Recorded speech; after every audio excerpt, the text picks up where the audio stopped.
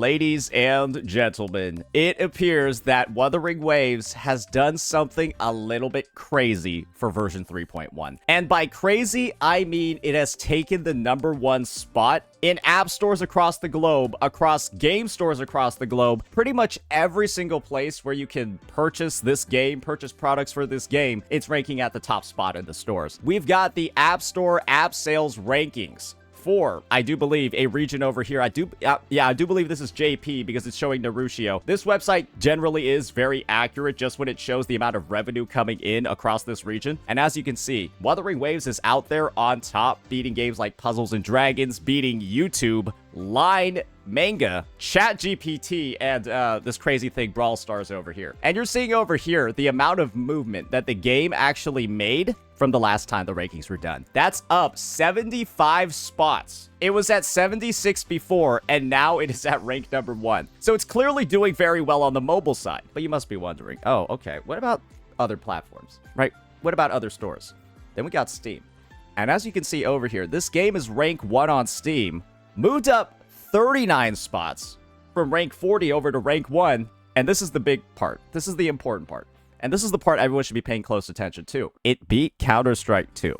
So if you're not familiar with what goes on in the Counter-Strike 2 scene, Counter-Strike 2 is one of the highest revenue games because you can essentially gamble with it. People buy crates and then buy keys from the store, and then they open those crates with their keys, and they can gamble to get like a knife skin, a gun skin that's like super expensive, right? And then go sell it on the store. It's gambling because you can sell the stuff you pull. This is like being able to sell your Amith, right? Being able to sell her weapon. You can do that in Counter-Strike 2. So this game literally has its own built-in marketplace where people are exchanging dollars, and Wuthering Waves beat that. There's a reason why this game has been in the rank 1 spot, I do believe, for, is that saying 704 consecutive weeks at the rank 1 spot? I don't think it's 704 consecutive weeks at rank 1. But it's probably 704 consecutive weeks in the top 100 sellers. And that is how important this milestone is. Guys, it basically beat a fucking casino. A literal, like, casino. Because that's what Counter-Strike 2 is. Because if you're able to sell your goods on an after-game marketplace for real cash, you could probably see why a shit ton of people are actually are spending on a game like this. And if this wasn't enough, ladies and gentlemen, if this wasn't enough to let you all know that version 3.1, Amith, the story, all of that, the new features is a smashing success, well, why don't you just check out this? Solon's message to the Wuthering Waves developers team. It seems 3.1 is a huge success. Clap. Let's read this one out. After version 3.1 was launched today, Solon's internal message to the Ming Chao Wuthering Waves project team was this. Good afternoon, everyone. The festive season is approaching because it's Chinese New Year's. Yeah. The festive season in China actually is like after the New Year's, during the lunar one. That's actually why we're getting so many pulls for like free. It's meant to be bundled into the celebrations there. The festive season is approaching, and on the important day when Amith goes online, I must take this opportunity to share some good news with you. As of now, the performance of version 3.1, which everyone has been working hard to prepare for day and night, has surpassed version 2.4. Ladies and gentlemen, this is basically saying that the previous record holder, version 2.4, guys, the previous record holder for single day revenue was held during Kartithia's banner, which isn't surprising knowing the type of character that Kartithia is, the fact that Jeff Keighley advertised her, the Game Awards guy, right? We remember that. Guess who Jeff Keighley also advertised? Yeah, Amith. Yeah, so we can clearly see that there's a bit of a trend going on.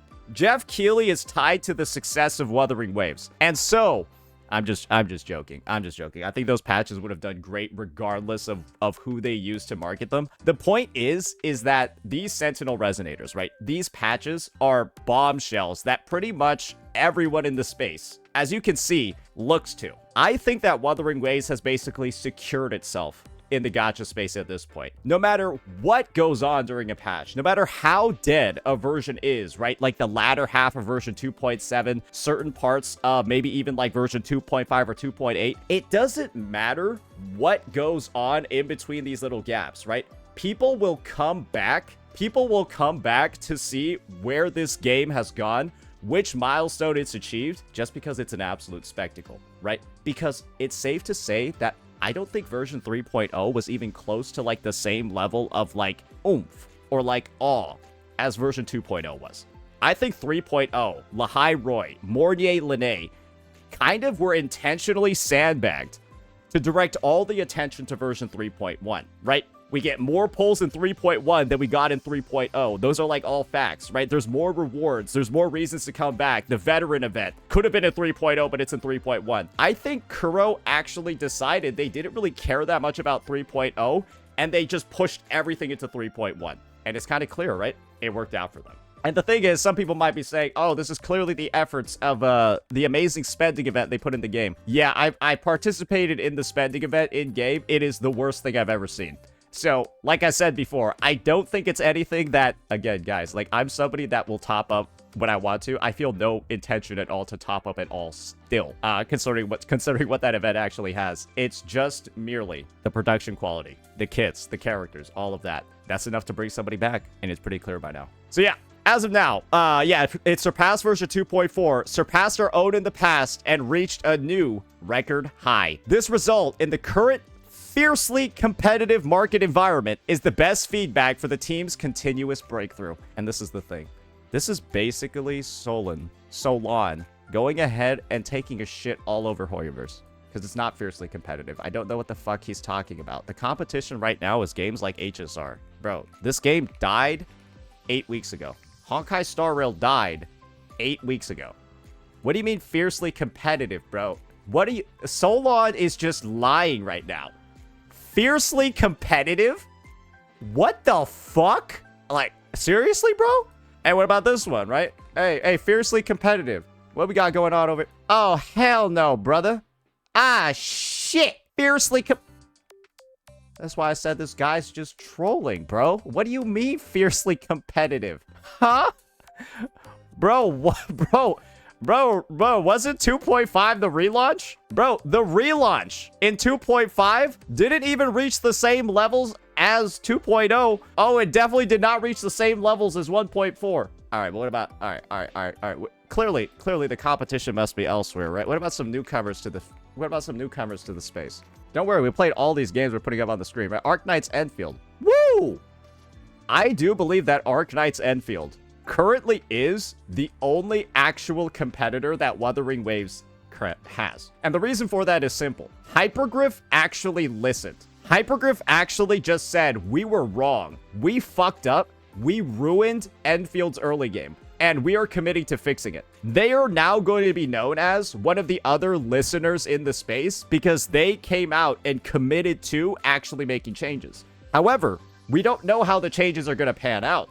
All we got were vague promises, no actual numbers, not like anything actually concrete, right? And this game, I think, is one that has a lot of potential. And I do believe it's probably the main one that's being referenced over here. I think Hoyoverse kind of is just like a bit of like a laughingstock, a bit of a joke over at the Kuro offices, because how the, like, you're competing with the game that like extended its 4.0 update and then like reworked everything and it looks like shit, right? Like that's what we're competing with over here when it comes to like the Hoyoverse umbrella. So Enfield, the fidelity over there, the graphics, all of that, it seems like the main competition. And with their listening, I'm excited to see how this sort of like rivalry that's going to form between devs that are actually going to take in feedback to make the game as good as it can be. I'm excited to see how it pans out. Because Hypergriff could just stop, right? They could just be pretending. It could just not be real. Kuro has a track record of like 2+ years of listening that people keep in mind.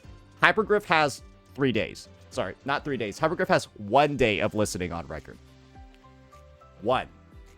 So it's a little bit early to call it, but I will recognize what he's talking about over here. Now, equally happy, I can see the growing resonance. Nice pun. Between the team and the players, which means that the team can capture the demands of the players and carefully produce good content that touches everyone's emotions. So this is what he's saying. This means they were not in sync with what players wanted in the past. This means that they're basically admitting that in the past, there wasn't as much resonance as there is right now. This is how I am taking in this statement. This is them basically apologizing or like slightly admitting fault or recognizing the wrongdoings of versions like 2.5, 2.6, and 2.7, where we had no combat events in this combat-focused game for like 100, 30 plus days. And all we got were Mickey Mouse, goofy ass mini games that everyone hates. And what have we gotten none of in 3.0 and 3.1? No goofy ass mini games. No Mickey Mouse Vampire Survivors. No Phantasma Dreamland Gold Puff looking goofy ass like Echo clone laboratory creations. No fucking tower defense dog shit. It's just been good modes, good mini games. They do stuff on the bike. They integrate the bike into the gameplay so it doesn't feel like you're playing something. You guys get what I'm talking about here? There's been none of that shit that was pissing all the day one players off. Because they're out here playing for 5 hours in a fucking mini game to go get the echo tubes they need to level up their characters. And it pissed people off. Yeah, I love learning a new mini game every 42 days, going through a 30-minute fucking tutorial, playing it for 2 hours, and then never touching that shit ever again. Oh, I love doing that every single... Nobody does. Except goofy-ass Mickey Mouse Genshin Impact players, who all came to the game during 2.4, gave the worst feedback in the history of Gacha, then quit the game because they were never actually playing it, and we just got left with Genshin minigames for 3 months. I am praying that this means that they know who's actually giving the good feedback, and they know to discount feedback from those that are joining the game this month and have already left. And I hope to see more of it in the future. At the same time, the players can also feel the sincerity and enthusiasm of the project team in creation. Guys, I don't know if you guys have done this yet, but riding your bike in the Roya Frostlands, like the outer exterior, is like so fun, it's crazy. Like you can just like drive around because it's basically like you're like on like a snowmobile in game, and then they have like all of these like hover things. You like break a rock and then you like hit it. It's vertically, I think, the longest map in a game I've ever seen. Like vertically, it might be the longest map I've ever seen. It probably is like 30 gigs on its own. How like tall the map is. It's ridiculous. You can go like up to the skybox, bro. It's ridiculous. I think you can fall for like 30 seconds. So yeah, I see the vision over here. It makes sense. It's also very fun, very freeform. And I can see players just spending it hours just driving around and like flying in the air and just doing all of that, as opposed to like even like playing the game. So yeah, I hope that this resonance will be stronger in the future, allowing Ming Chao to move to the next new realm.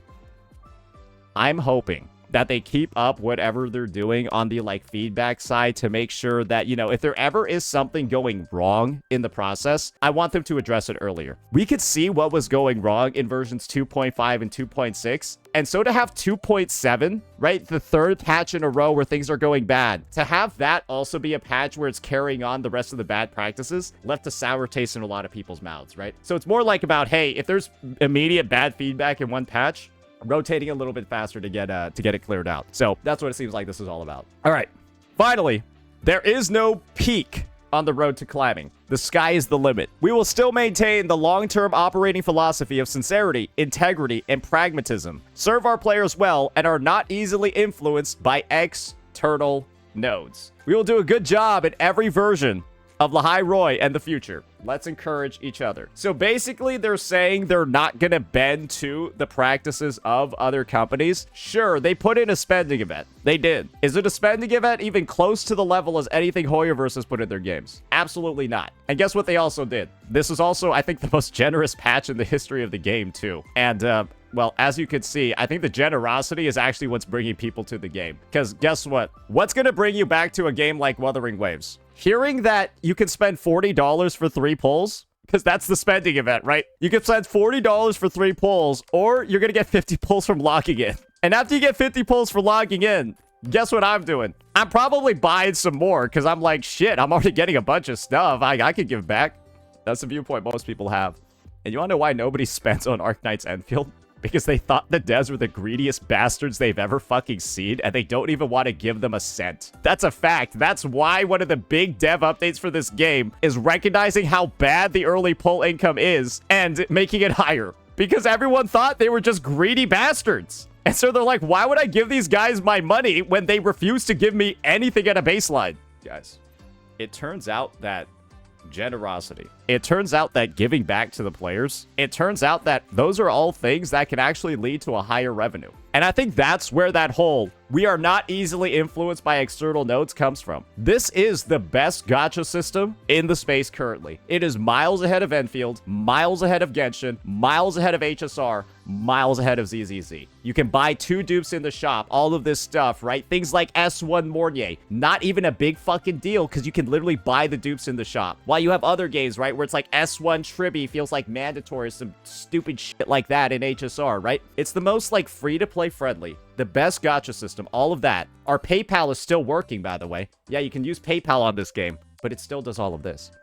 Do you need to be a greedy rat bastard to make a lot of money?